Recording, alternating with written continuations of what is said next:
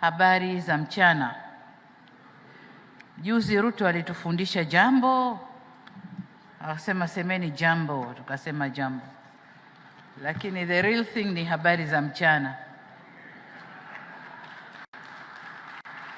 Hawa Kenya hawa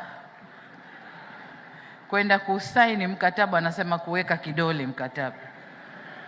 Inabidi tuwaweke kwenye lessons za Kiswahili. Lazima nimtetee rais wangu Ruto, kwa sababu unajua sisi wa Kenya na wa Tanzania sisi ni mandugu wa karibu. Wa Kenya tunazungumzia wa Tanzania kwa Kiswahili kibaya, wa Tanzania wanatujibu kwa Kizungu kibaya, tunaendelea, tunasonga mbele kama injili. Ama namna gani? What I said is that Tanzanians and Kenyans were close friends. That's all, nothing more. Well, there are a few other things there, but this is a family matter. We're going to leave it there in the level of Swahili. We won't get into it. Wacha nimsaidie, Kiswahili changu ni bora kuliko ya Larry, mtu wa kutoka kijiji yangu huko nyumbani. Amesema hapo ya kwamba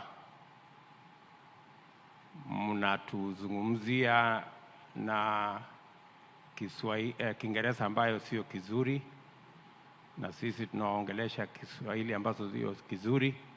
Vile alikuwa anataka kusema ni kwamba mnatuzungumzia na Kiswahili sanifu, na sisi tunawazungumza. Pia nimesikia kwa taarifa yako umerudia azimio.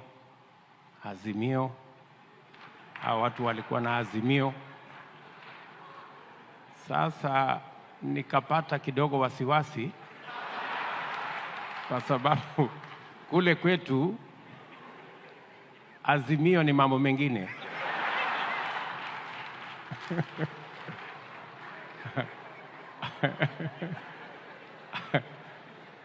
Azimio ni chama ya upinzani, kuna fujo kweli.